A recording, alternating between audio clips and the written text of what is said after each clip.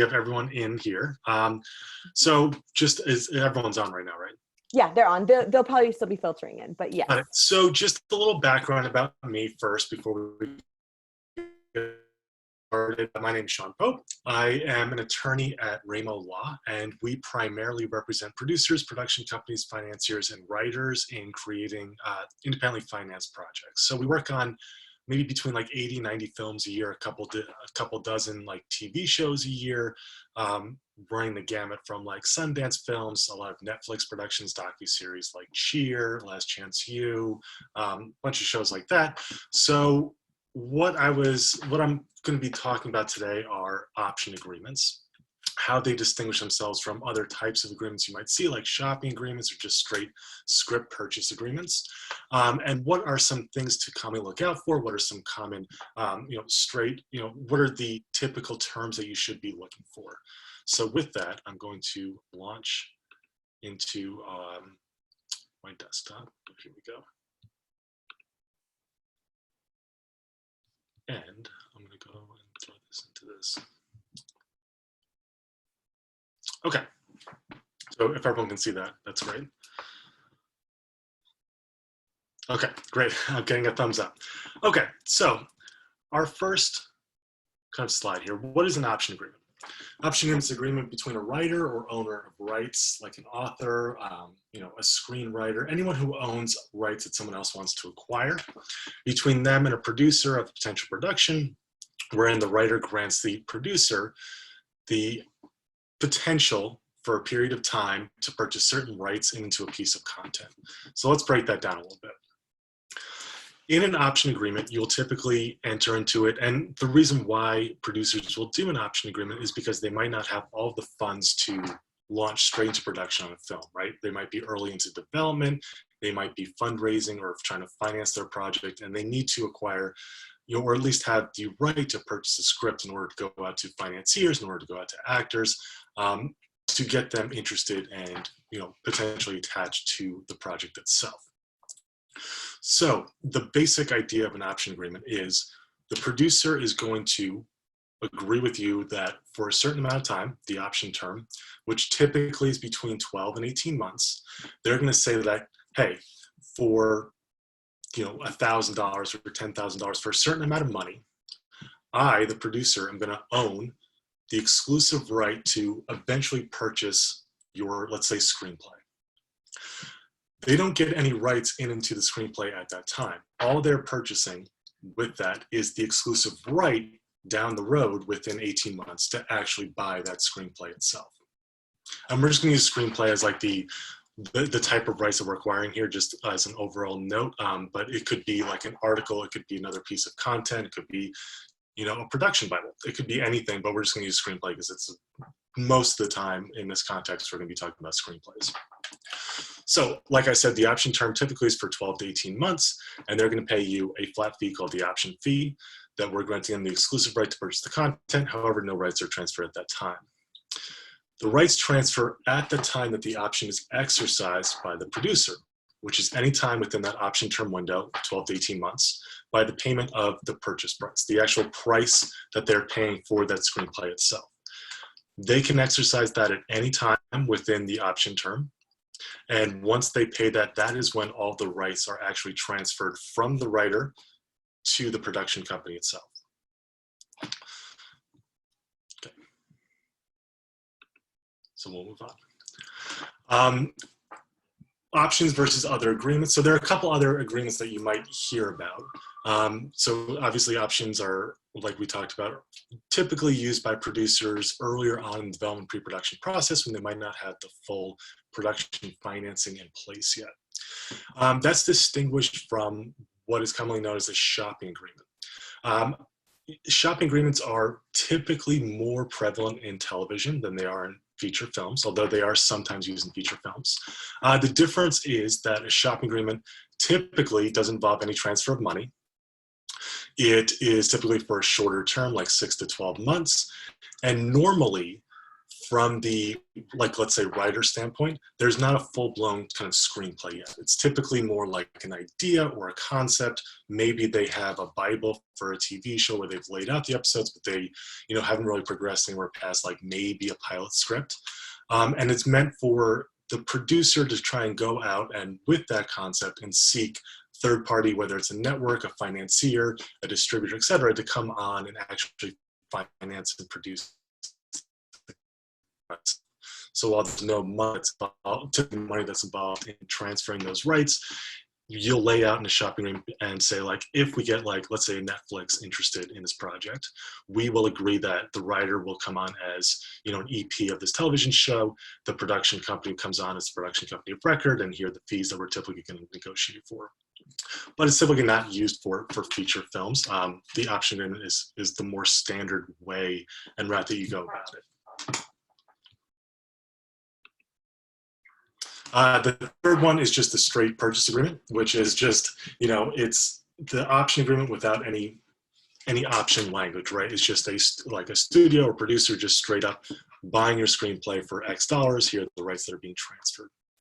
Like we talked about, this would probably be closer to kind of the pre-production or where a producer already has their financing in place and they just want to own all the rights into the screenplay, versus an option agreement where that producer doesn't have, they're very early in the development stages. Now, when we talk about options, one thing that commonly comes up is like, why would a producer do an option agreement when they can just purchase it? What, if they're not getting the rights, what are they actually getting at that stage? What can they do? And like we've talked about, one of the first things they can do is use that option to go out to financiers and say, we have an option on this screenplay. We need to raise $1 million of the budget. With that, X amount is going to go toward the purchase of the screenplay. Are you interested? They can go out to actors. They can also work on, development activities within the screenplay itself, which we'll get into in a little bit, but that can involve bringing a third-party writer, having you work on polishes, several different things that they might be engaged in. But they can typically, even though they don't own the rights to the screenplay, during that option period, they can engage in development activities during that term. They just, at the end of the day, don't necessarily own the rights to the screenplay.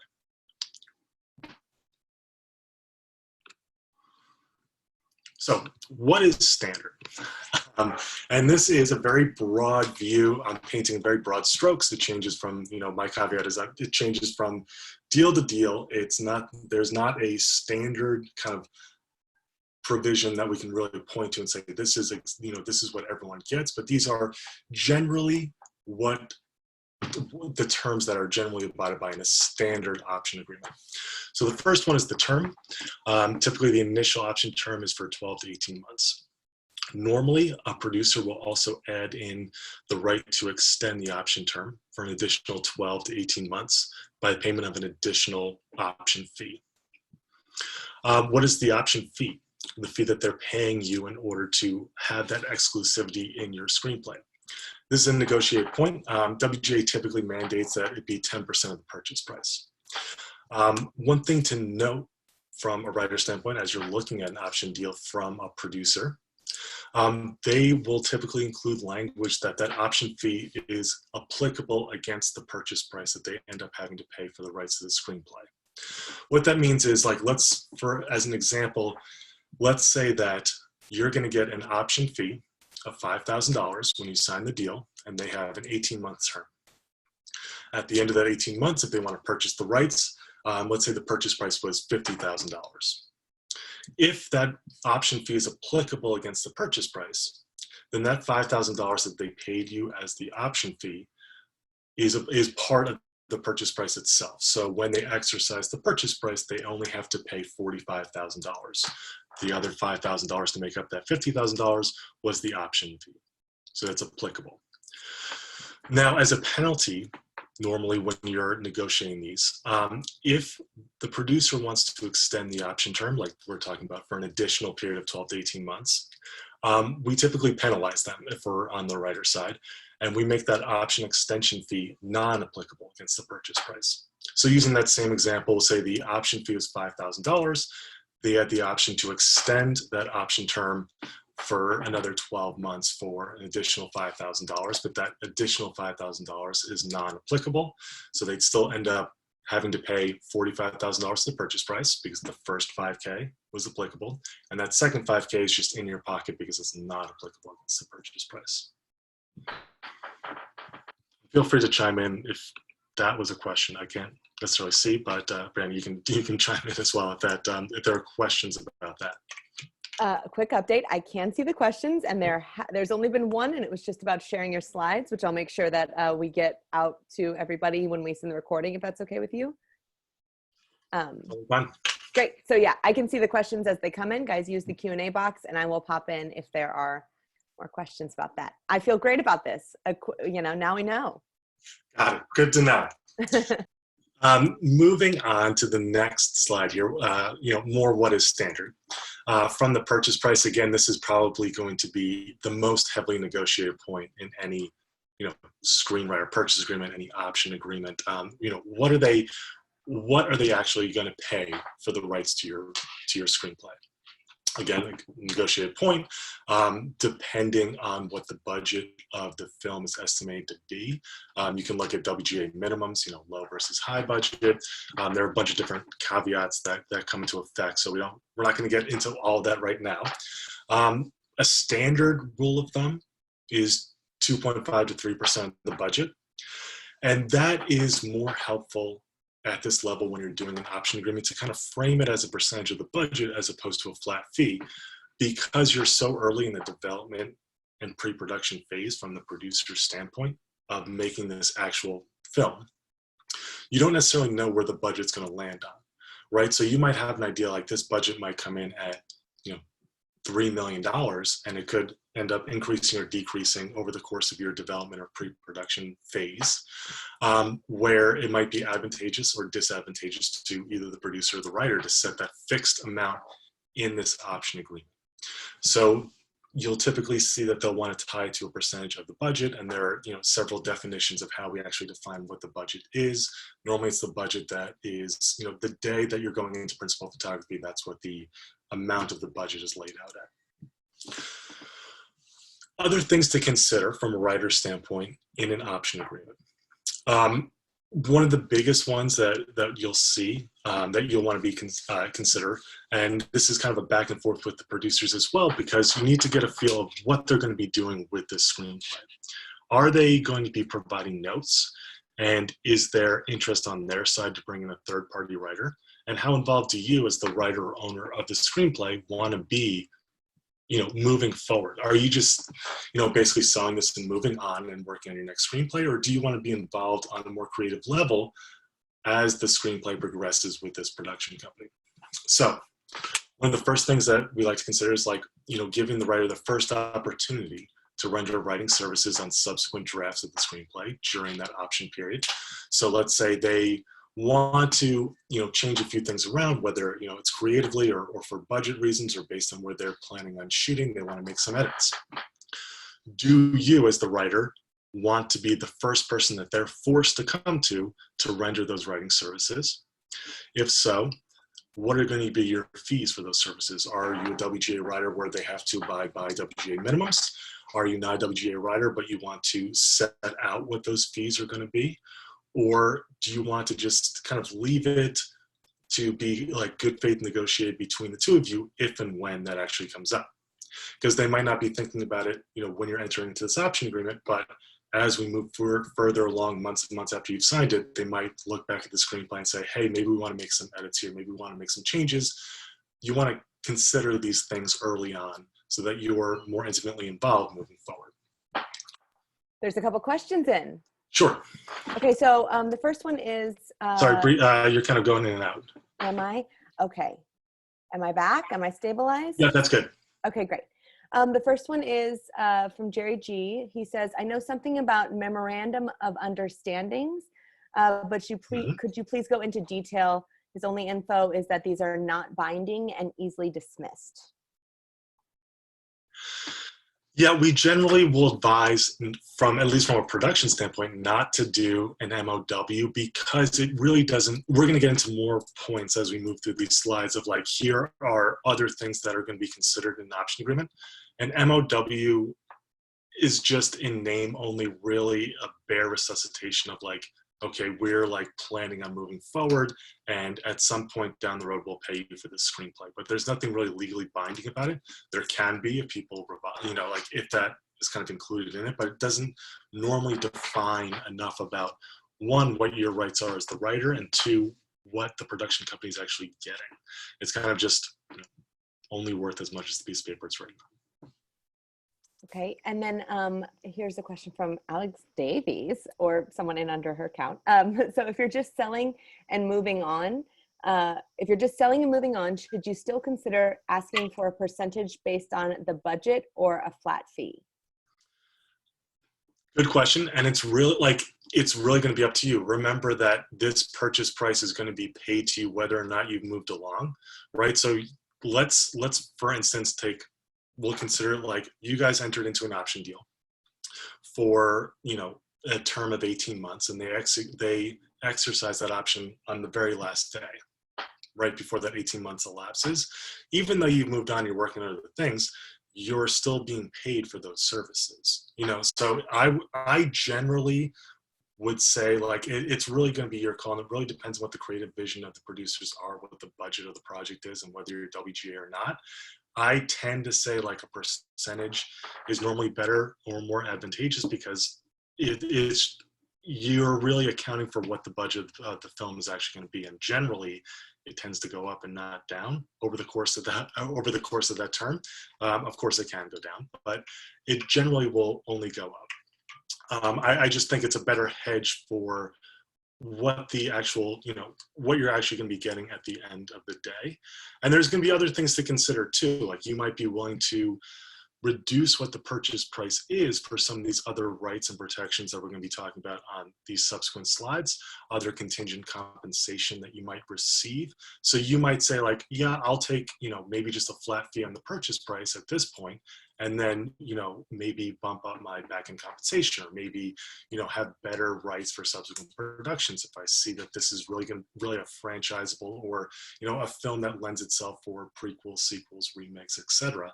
I might want to strategically say that they can buy it for a cheaper rate, and then kind of beef up my back-end points that I'm going to have. Cool. Okay, so I kind of went through some of those points right here, but other things to consider are, like we talked about the first opportunity, back-end compensation. Now this could be a whole hour and a half in itself, but generally back-end compensation would be a percentage of net proceeds, net profits, adjusted gross receipts. It goes by many different names, but it normally means a percentage of all of the receipts that come in from the exploitation of the film, whether that's box office, SVOD, whether it's just a buyout from Netflix, any monies that come in from the film being exploited, less a lot of different fees that come into effect. So whether, less sales agent fees, less distribution fees, less guild residuals, WGA and SAG for the most part, less any, financing that has to be paid back, which generally will be at least the budget plus, whatever their interest is on that financing. So, that is something to take in mind. It's hard to actually see net proceeds, which is why we build in, we'll try and build in several other different types of contingent compensation, which we'll talk about on future slides here. General rule of thumb, I would say that for a screenplay writer, if you're going to, what will generally be negotiated is that you'll get 5% of the back end if you're the sole writer, and that's reducible up to half. So you'll never go lower than 2.5% of net proceeds if they bring in third-party writers. General rule of thumb. Other things to consider are credits, and this really depends on, one, what you're actually bringing to the table. So if it's like a book that you wrote, that's a different type of credit than a screenplay. Generally, that might differ if they bring in third-party writers versus if they're going to be, just using your screenplay and going to production based on that. What we'll generally say here is that, if it's WGA, then obviously subject to WGA credit determination, but even if you're non-WGA, you can still kind of add a provision here that the producers will follow WGA credit obligations as if the agreement was bound by by the WGA, even though you're not a writer. Another thing to consider that some people don't think about is insurance. If you're, as the writer, you want to be protected as much as possible. And so you can ask to be added to the production's general liability and errors and omissions insurance once those policies are actually obtained in the production, over the course of the production process.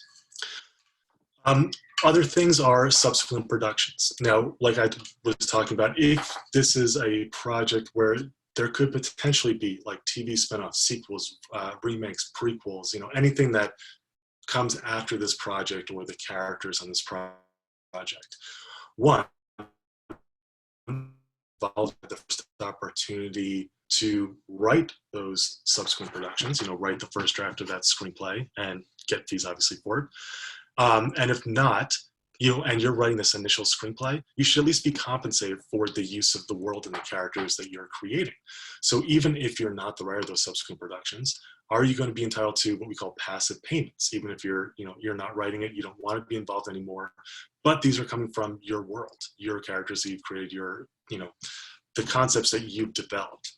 Passive payments vary quite a bit, and they can get super heavily negotiated because you have to really break out each type of exploitation of a subsequent production. So like, what you're going to be making as a passive payment for a feature film is going to differ from a miniseries on HBO, which is going to differ from a miniseries on Quibi, which is going to differ from, an A&E, full-blown series. So there's a lot of different kinds of elements at play, and it gets broken down based on the type of exploitation. There's really no general rule of thumb to this. It really just depends on how the negotiating goes at the table with them. Yes.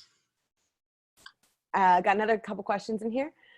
So what has to be put in the option? This is from Shruti. What has to be put in the option and what can be negotiated later? Since an option is always followed by a purchase agreement if you move forward, right? Question mark. Good question. You generally want to lay all these out in the option agreement itself. And the reason is an option agreement is essentially a purchase agreement as well. So when they pay that purchase price, that's going to be laid out in your option. It's called an option purchase agreement is the official title of it. You're not signing another piece of paper once you enter into your option deal. If they exercise the option by payment of the purchase price, everything, all the rights are already going to be laid out in this option deal, which is why it's super important to lay all of these things out in your option agreement at the onset, because if you don't have them in there and, they exercise the option and pay the purchase price, a year and a half down the road, that's going to be what you live with essentially for the life of the screenplay. So you're not going to be entering into a separate deal after the fact. Like this option deal is your one shot, and after that, like you're essentially done.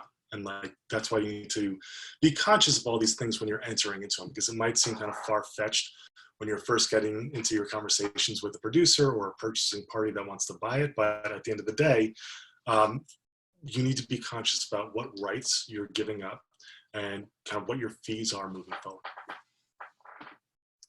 And then this is sort of a related-ish question that I think is interesting. It appears this is from Tony, it appears option agreements benefit the producers. Some producers have optioned projects just to shelve them. Why would a writer want to tie up 12 to 18 months and miss the possibility of a sale to someone else within that same period of time? Great, and we'll get to the shelving situation in a little bit. It's a good question. For you, you really have to judge the production company that you're getting or the producer that you're getting in bed with essentially for this option agreement. When you're going into this, it's not, not to be flippant, but like you need to go into it with the idea that like this is the party that's going to be buying the screenplay down the road. And so you don't just want to be granting an option to the first person to come in the door with, an option deal where they're going to pay you $1 for 18 months, and then the purchase price is going to be $1 million. But hey, we're never going to pay the purchase price. We just want to take the script off the market for 18 months because we're developing a similar idea that we're going into production on in 6 or 7 months.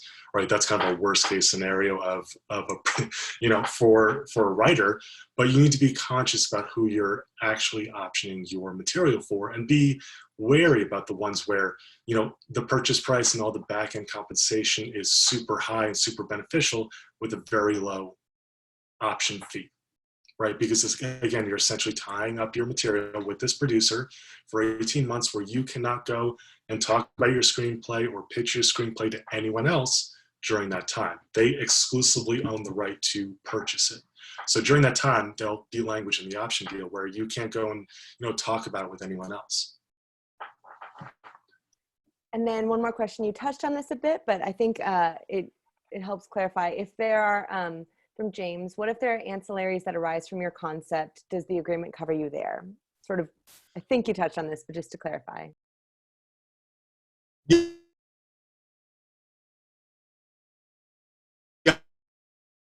Versus rights to reserve. And this is kind of the Sorry. Will you West, repeat that one more time? Sorry, get into that actually with the very next point on the slide. Okay, great. Yeah, and it's called rights to reserve. Oh, great. Okay, sorry. You're really cutting out in Zoom, so I'm let me know if it cuts out again. Yeah. So that's why we're interrupting each other. So sorry. Okay, great. So it's the next thing. Awesome. I think that's next thing we're gonna. And it's a good point to. And it's one of those hard points. Like, it totally depends, and it really depends on the content that you were bringing to the table, right? If it's just a one-off screenplay that you really don't see any kind of like additional kind of exploitation of it, it's really a one-and-done story, you might be more willing to grant certain rights, versus if you see that there's a lot of ancillary kind of exploitation of the film, there are a lot of rights that you might want to reserve. We're going to get into that. I think it's on the next slide, but like, what are typical rights that a writer looks for to reserve in their option deal versus what rights are you actually granting to a producer? So in your option deal, it's one of the most overlooked points, at least from a writer's perspective, but one of the most important points. And it's going to be like 3 pages, and it's going to be very highly technical of all these different rights that you're granting into the screenplay, including the right to, make a audiovisual production in, any media across the world. And so what rights are you actually going to be reserving? So and we're going to get to that actually in 2 slides. So we'll hold the question, and I don't know how to go back. Hold on.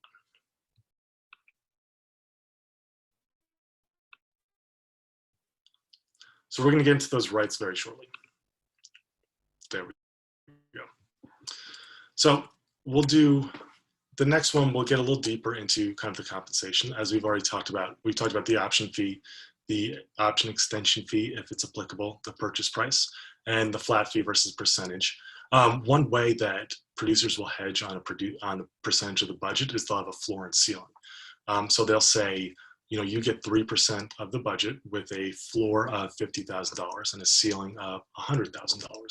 So that's kind of like the range of what you would expect to see. It protects them in case the budget increases dramatically to like a $30 million, film where that percentage to you is way higher than what they were originally anticipating. And the floor protects you as the writer in case they end up cutting the budget a lot, and you would basically see like 3% of that might be a very low number. At least you have a floor there where they have to pay you a certain amount of money that you can kind of budget for yourself to know, like, if they purchase, like, I'm at least getting, let's say, $25,000, and I could potentially get $75,000. But the floor ceiling concept protects each of you in one way or another. So we kind of touched upon the back-end compensation, typical 5% of net profits, and that's normally reducible for third-party writers up to half. So at least you'd wind up with a floor of 2.5% of net profits. I've kind of talked about how in a normal situation, it might be harder to see that back-end compensation, which is why there's several other kind of contingent compensation ideas that we can consider when negotiating these points. One of the first ones that gives you kind of cash up front is that first opportunity to render additional writing services, whether that's drafts, rewrites, polishes, you can at least set an amount in the option deal itself to see what those amounts are. So like you might negotiate like, hey, you guys have to pay me at least, I have a guaranteed polish that I have to do for $10,000 at some point during the option period. You have to engage me to render at least one rewrite for the WGA minimum amount once you exercise the purchase price. You can set those kind of standards out in your deal itself. Next thing, these are kind of just random type of compensation that we'll see, and whether or not the production company will or producer will go for them really depends on your stature as a writer, your ability to negotiate these. It's always to swing for the fences, but kind of understand which of these kind of play each other, which ones are kind of dying for versus which ones are kind of okay to let go.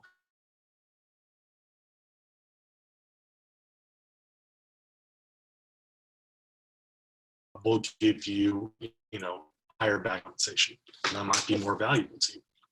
So we'll talk about these in order. Yeah. You, at least on my end, you froze for a second. Do you mind just repeating? I heard which ones do you want to go to bat for, or which ones are worth dying for? Do you mind just repeating what you just said? It froze on my end, so I missed it. Sure. Yeah, and it's really a matter. Got it. It's really a matter of personal preference. You're willing to give up a bonus, which we'll talk about in a minute, exchange for high compensation. It's really up to you to determine what is valuable to you versus not important to you. We'll talk these briefly in order. The first is kind of a bonus. This is only a bonus that the producer has to pay you if there is set up production screenplay at a major studio that's mounted etc. And a mini major like an Annapurna, an A24, your standard mini major studios. Normally it's like $25,000 to $50,000 for a major, and then you have that for a mini major. Not super common, but it protects you as the writer in the event that they're not sharing all their information with you, right? They might have a first look deal at one of these studios and might be shortchanging you on, a lower purchase price, and then just turning around and selling it and making money on sale studio. So it's meant to protect you as the writer. A credit bonus, normally it's once the credits are determined, a certain amount of like $10,000, it could be way more. If you all get the sole writing credit, and maybe half that for if you end up as on the final shared credit. Additional kind of flat money for you as the writer. We'll talk these in reverse order. So the next one's bonuses. Again, this is something that a producer production company might be hesitant to give because it's so early on in the development process that they're not even contemplating where this project is going to be going yet, how it's going to be set up, if they're ultimately going to be able to make it. But a box office bonus generally says that, they'll take the domestic box office as reported by like Variety, and you get like a set amount, like let's say $10,000 at every, $2 million in the domestic box office as it escalates. So every $2 million, so at $2 million domestic box office, you get $10,000. At $4 million domestic box office, you get $10,000. And continuing up, there might be a cap to that.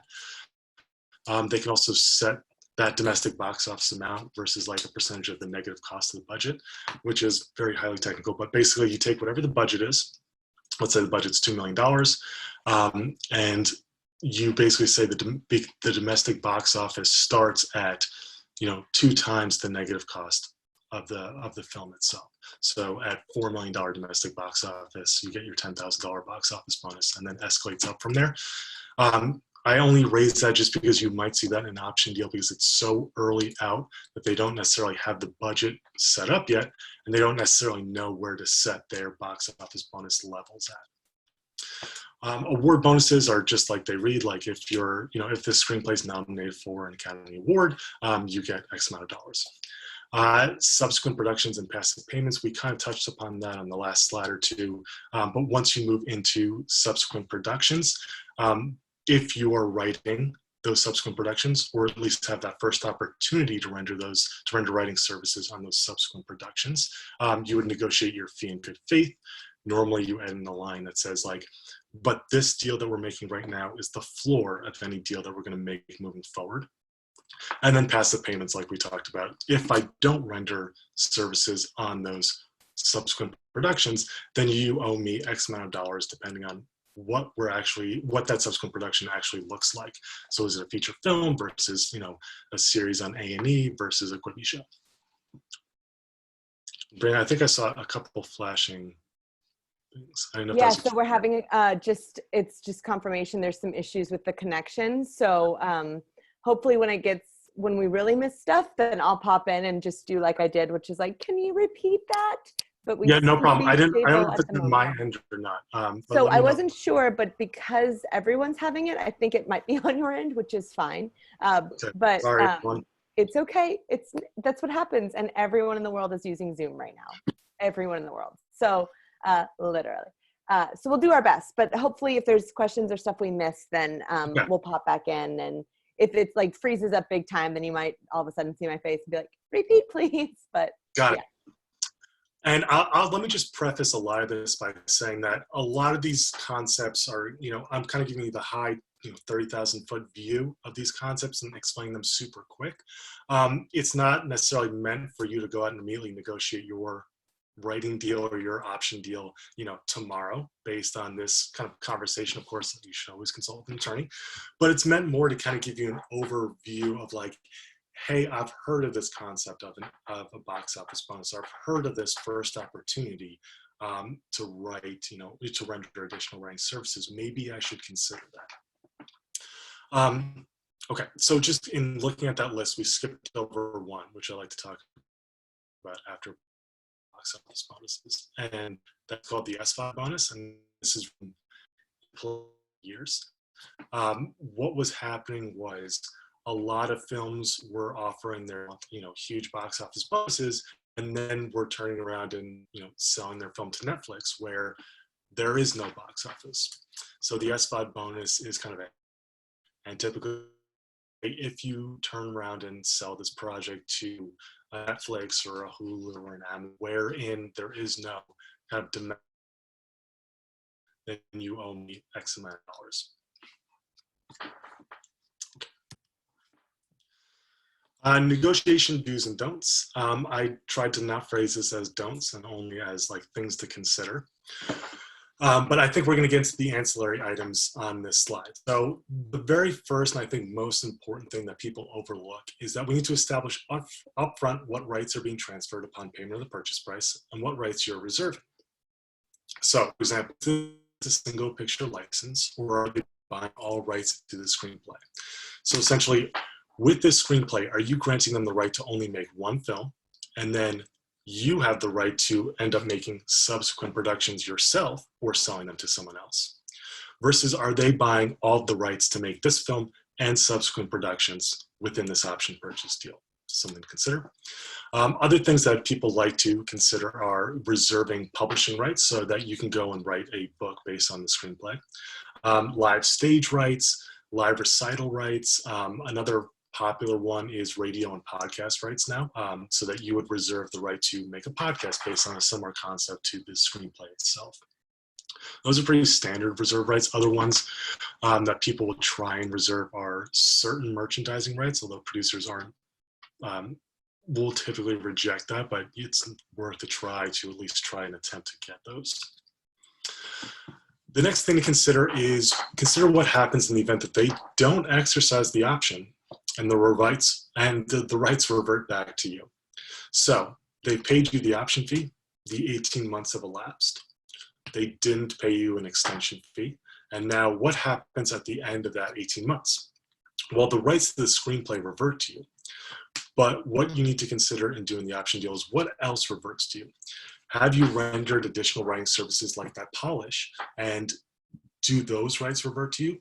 Or do they own the rights to that polish, wherein the only rights that you, the writer, actually get back is that original screenplay that you gave them when you entered into the option deal? Maybe they hired a third-party writer to work on a polish. Do those rights go to you as the writer and the owner of the underlying screenplay, or do they, the producer, get to own those rights? And then the next one, maintain as much creative control as you would like. It depends on the producer and again, the type of exploitation, but normally the way that you would try and accomplish this is by adding that first opportunity to render additional writing services on the screenplay. There are other kind of potential approvals that you could have, and you can always ask for these, like, meaningful consultation over the director, over the principal cast members, where the film is set, the time period that it's set, material changes to the screenplay, things like that. I do see 2 Q&A things. I don't know if I can pull them There up. are, yeah. Okay. So sort of related, so I'll ask them at the same time, but this is from Shruti. In the case of TV, do subsequent productions mean future seasons of a TV show or the rest of the season beyond the pilot you've optioned? And then how do options work with ancillary materials? So you've touched on that one too, but yeah. Sure. So in TV, it's generally harder to kind of reserve subsequent production rights. That subsequent productions generally will mean outside of the series that you're selling itself. So like if I'm selling a series, they're going to own typically like that pilot, the first season, the Bible, and all subsequent episodes that they actually make, versus versus like a spin-off series or a prequel series or a feature film based on the series. So when we're considering this, like we're thinking like from a feature film standpoint, like the screenplay is like one central thing. In a TV series, you have to think about it like they're buying the pilot, the Bible, and everything encompassing that series itself. Anything outside of that series would be a subsequent production. And with TV, you'll generally see that they will be more apt to go into a shopping agreement with you, like at least if a producer is approaching me, than an option deal. It's just generally the way that works out in TV, because there are different situations at play. Generally, you have to go straight to a network to get them to, there's not a lot of independently financed television versus the feature film world. I think that makes sense, but if Shruti, that doesn't make sense, then follow up. And then she has another question in terms of this. Can you make the option extension contingent on progress with the option? Yes, great question. And yes, you can.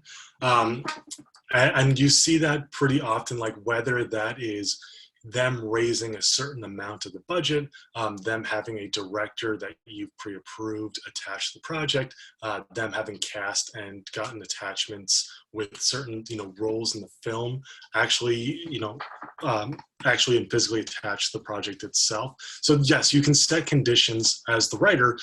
You can try and set conditions on how they can actually exercise that extension of the option period. Cool. Next. Okay, the next thing, making sure that you've negotiated back-end compensation. You've sufficiently defined what the back-end is of. And again, this is something where I highly recommend that you have a lawyer actually look at what they're proposing to you, because there are so many different calculations that they can give you. And there are certain protections that you can put into the deal itself to make sure that you are protected moving forward. What you'll generally hear if you're just negotiating it yourself and it's an option deal is, well, we don't have, it's so early on, we don't have a waterfall yet, or we don't know what the back end's going to consist of yet. So, you just have to agree to this now and we'll deal with it later. Not good enough for you, right? You want to make sure that there are, even if they don't have it fully ready yet, you want to make sure that your most favored nations with any other person that's a participant of the net profits, right? So if they change the definition later, those changes apply to you as well.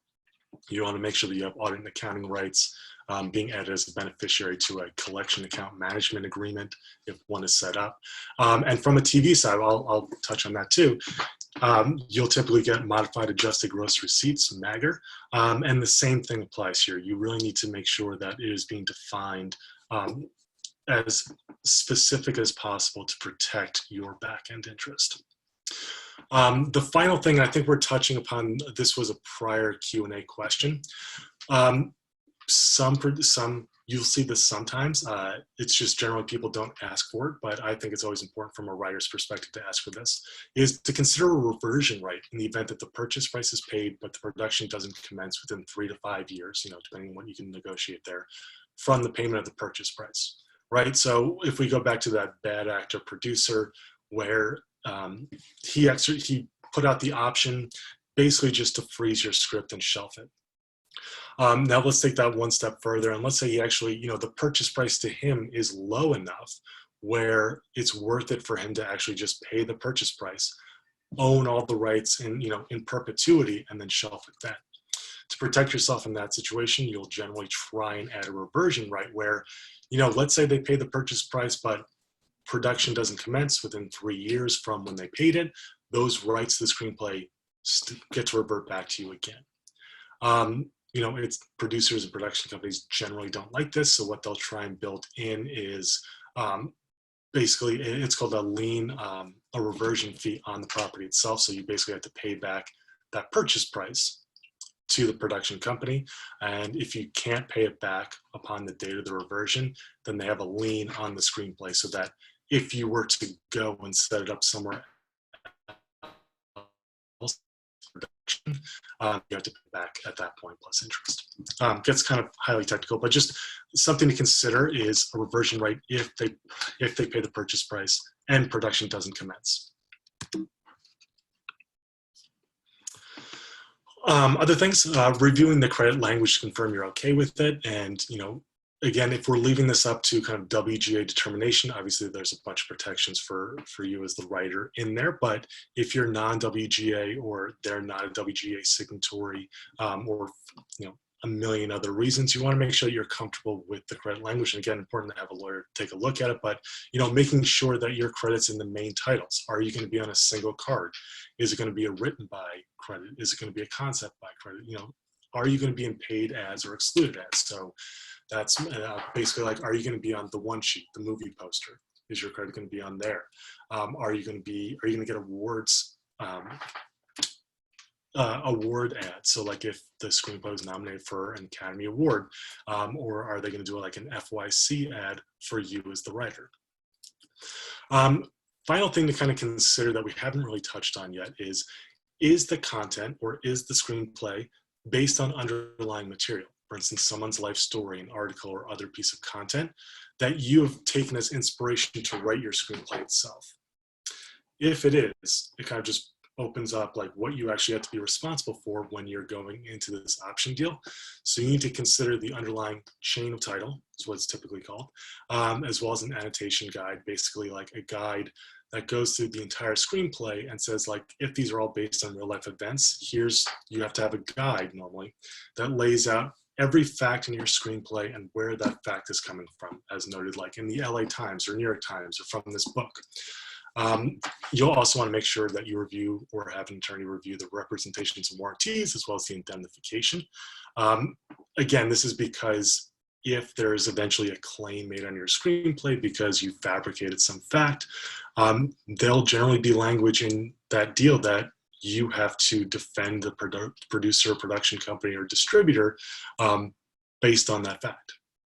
So you need to make sure that every fact is verified.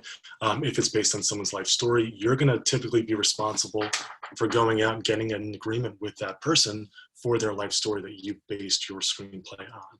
And again, this is a whole like other concept and a whole nother hour and a half conversation about, what kind of rights do we need in order to write screenplays. But, basically the distinguishing moment is it an original screenplay or is it based on underlying material?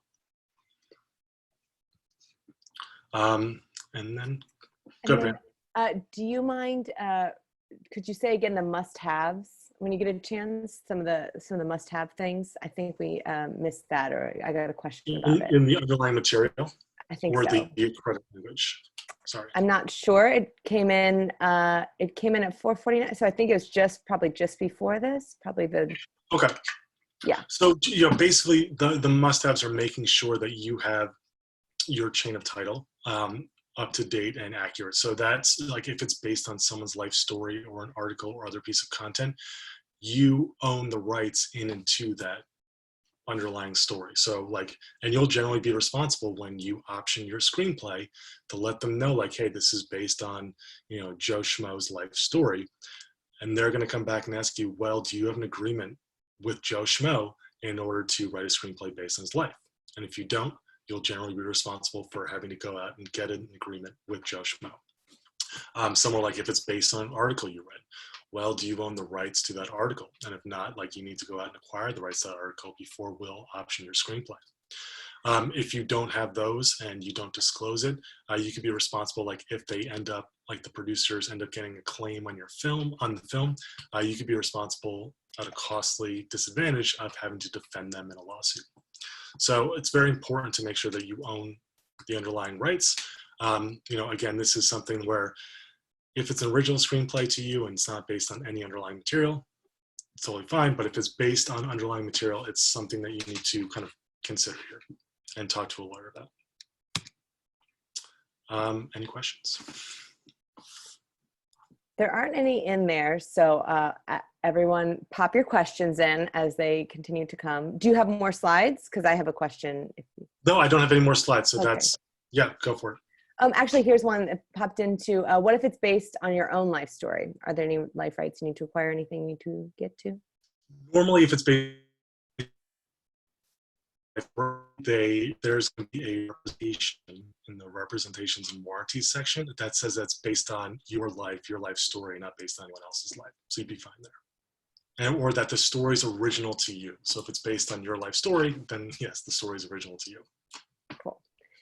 If your script is inspired by something, does that also apply?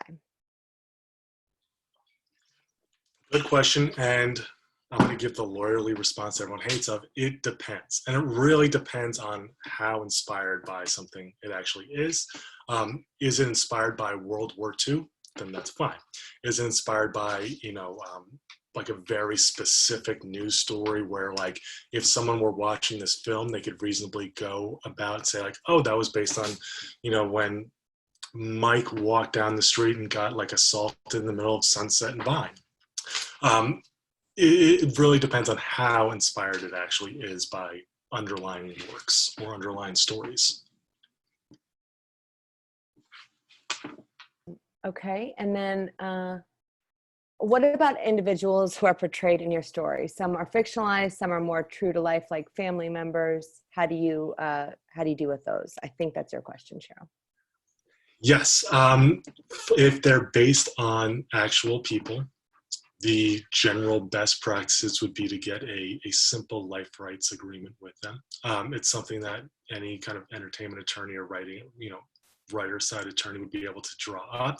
It's a lot easier if it's a family member, because obviously you can just present them, you're not having to pay for them. But like if it's inspired by, someone that's relatively, big or savvy, you might have to pay for those life rights with someone. So that's kind of the consideration that you need to have when you're going into this.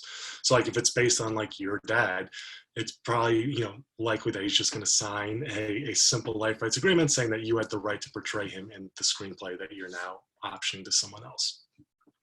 And the final question, I would say, like, if, it's really going to depend, like, would a reasonable friend of that person, if they were watching this film, would they be like, oh, that's Nancy, even though it's not her name, like, I can tell that that's Nancy herself.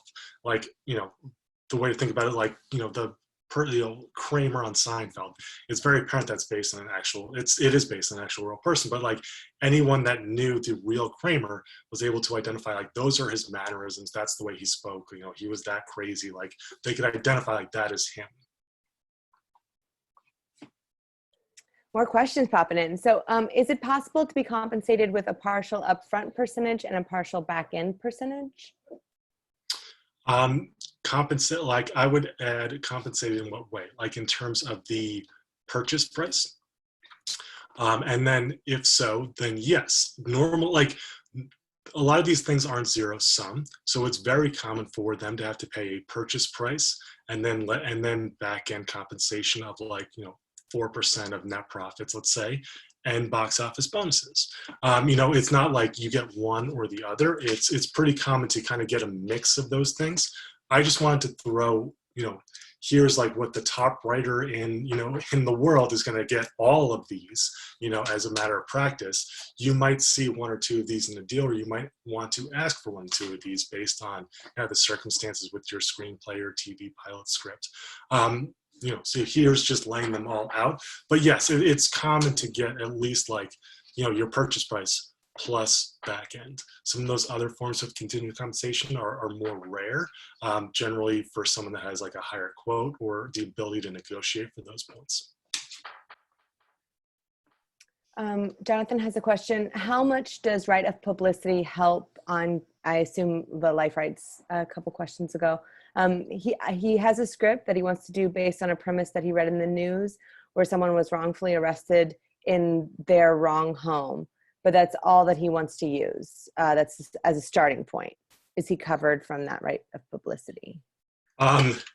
It really depends on if that person were able to be identified, is probably the very first thing. The other thing to consider is, and this is why it's important to get a lawyer involved, right of publicity is not kind of a federal thing. It's a state-by-state issue. So like if that happened in Louisiana, there's a different kind of set of rules surrounding right of publicity versus California versus New York versus Texas. Individuals have higher or lower power with their right of publicity in each of these different states. That weighs heavily in kind of the calculation of it. Generally, I always caution and say from a writer's perspective, it's always more beneficial to attempt to acquire those rights versus going into it and just not attempting to do it and then selling the screenplay to a producer who then comes back to you with a claim from that actual guy 3 years later and says, hey, you said that this entire screenplay was original to you in your deal. We just got a claim from a guy with a very similar story that was in like, the Louisiana Times. You have to indemnify us, which means like you have to defend them in that lawsuit, which is obviously a lot of money. If the inspired by story is spun with a different outcome or a twist, are you still liable to acquire the rights, even if you have changed the outcome of the original story that you found? Goes back to the last question. I would say, yeah, it really depends on how, and that's why it becomes so granular in terms of what the analysis actually is, how much of it is different at the end of the day, how identifiable is that person in the parts that are not changed from the underlying story. Sorry, I'm not able to give like a more specific answer without knowing all the kind of. Again, I hate to say it, it just really depends on a very exacting analysis of the screenplay, the story itself, and what the underlying kind of story with that person that you're inspired by is. And so this is this kind of follow-up to the inspired by your own story question Cheryl had. So I think I know what you're going to say, but we'll ask it. So if the fictionalized character is based on an actual person, how far away, I think the question is like, how far away do they need to be from the actual person? If it's in your own life, like if I write someone inspired by my best friend, but obviously not my best friend, like how far do they need to be before it's like, well, I guess it's sort of like them, but it's not exactly, before you need to worry about life rights? Yeah, I always say like a general good rule of thumb is that would someone that knows that person that you're writing it about, that's someone that's familiar with them, if they were watching that film or reading that screenplay, would they, whether it's immediately or whether, thinking about it overnight without any prompting, be like, that sounds an awful lot like Mary. Those mannerisms, those, how they portrayed themselves, like, what they were doing, that sounds a lot like what Mary was doing. That's generally the first layer of how you would look at it. So this question is from Tony. He says, I am working on a pilot where a person's life rights are in the public domain, but I'm using a book that is a bibliography of their life as well as books written by the person. Do I need particular life rights there? And Shruti has the same question, like, what about public figures? Like in Mindhunters, are they getting all the life rights of the serial killers? Public figure question. I don't know exactly about Mindhunters, but with that, you would generally be safest optioning that book is what I would say. Um, Unless you're able to independently source those facts that you're pulling from the book from other places. Like if you were, basically if you were like taking the fact that was in the book, are you able to go and find like that fact verified in like the LA Times and, the New York Times, or two independently sourced uh, places wherein like that fact isn't solely coming from the book itself? And we actually had a project like that a couple of years ago where it was based on a public figure. He was in the public domain because he died in the 20s, but it was based a lot on a book, and they were trying to see if they had to option the book or not. And ultimately they had to, because there were just certain facts that were very particular only to the book itself, because it was written by a very close friend to that person, and they just weren't able to verify it anywhere else because it was a guy that was alive in the 30s and 40s, and there wasn't like the internet where they could go and basically find out a lot more about this person's life. So two quick things. One's a statement for writers out there. We have a webinar on life rights specifically too. So if these questions are popping up for you, you can either find that or email me and I'll send it to you, but it's like in detail. It's basically a lot of the things you're saying, like it depends on a lot of the stuff, but specifically if you're interested in like life rights, there's a whole hour that's dedicated to the different approaches to that, if that's something of interest. And then this is a follow-up on what you had just said too. In terms of verifiable sources in the age of the internet, what do you trust and what don't you trust? Did I freeze? Are we good? No, you're good. Let's go back and hear you. Good question. I would say for you, like as the writer, it's up to you. It's going to be more about like, what is the person that's optioning this material going to be looking for?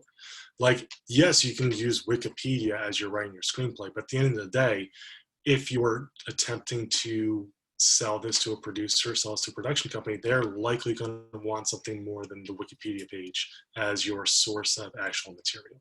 So that's something like you can use whatever you want, but you have to be thinking from the wider range of like, okay, at the end of the day, who's going to be buying this, and are they going to require more validation than that? I'm just picking Wikipedia. It's a decent source. Like it's a good starting place for information, I'll say. Well, that's what I was thinking. I mean, it's like if it's justified on Wikipedia, but that's not justifiable. So it's curious. Yeah. What's the normal total price for a low budget film that a new writer can get? Do you have any idea, ballpark on that? I would say a good starting place to look at is, one, are you WGA or not? But the WGA schedule of minimums is available online. You can just easily Google it. I don't recall what the exact amount is off the top of my head. It's like mid 5 figures. But that's like a good starting point. Obviously, if this is the first screenplay that you are selling and you are, non-WGA, it's going to be difficult to hit that minimum, right? But that's a good starting place of like, here's what the WGA says should be the minimum. And then understanding that like, if I'm non-WGA and this is my first screenplay, I might be making less than this. I might be making substantially less than this. At that point, it's a value judgment on your end of, is it more important for me to get that first screenplay out there and sold versus do I really believe in this script and I think I should be more fairly compensated for it? It's kind of a value decision on your end. Is this producer real? Are they generally excited about it? Do they have a track record of, producing content? Does this distributor have a track record of distributing great shows on Netflix or on Hulu or on Amazon? All things taken into consideration there. That's all the questions that are in right now. I kind of have an overarching question for you. Just a lot of the stuff you said is understandably consult a lawyer, especially for option agreements. For emerging writers, it can be really exciting to get your first option agreement. Yes. And also you could be coming from a financial place where you're like, you've been working so hard to make ends meet, all this stuff.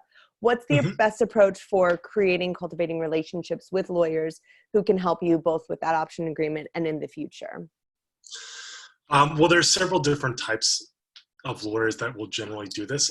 You know, on the one side, there are talent attorneys that will generally take it on contingency, like 5%, but they are generally very picky about who they take on, right? Because they're working on contingency, and because at that level they have to, you know, they have to service every deal that comes in for you, even things that aren't making them any money. I would say normally the way that writers will meet their attorneys is generally through a recommendation from their manager or agent. Is normally like the bell. Like if they're like, because all three of those parties are going to have to interact all the time. I know a bunch of writing managers, and they generally have a, you know, like, I love working with this attorney, I don't like working with that attorney. They'll just never publicly, they'll never tell you, but if you're working with your manager or agent, they'll generally suggest like, oh, you should go talk with Mark, not a real attorney. I'm not saying any Marks are good or bad. Because that manager enjoys working with them, they're able to bounce ideas off each other, and they have cultivated a relationship. That's the way that I generally see the best way to go about it, because you want all of your reps and parties involved, you know, on the same page for your career. So that helps if you have a manager agent. If you don't, which I don't know if is a bigger or lesser kind of contingent of people that are on this right now, recommendations from other writers is generally the best way to go about it. Cool. Well, I don't see any other questions, so that might be it, Sean. Okay. I think that's it. This was so informative. Thank you so much. Really, really appreciate it. Thank you all for spending your Sunday afternoon with me, and you know, feel free to reach out if you guys have any other questions or anything like that. I think my contact information is somewhere. Brandon, maybe you can send my. Yeah, I'll send it. I'll send it when I'll make sure when we send the recording that we send your contact to, if you're open to that. Yeah, that's yeah, that should be fine. Okay, you can tell me if not. Okay. Okay, great. Okay, thanks everybody. Bye. Bye. Thank you.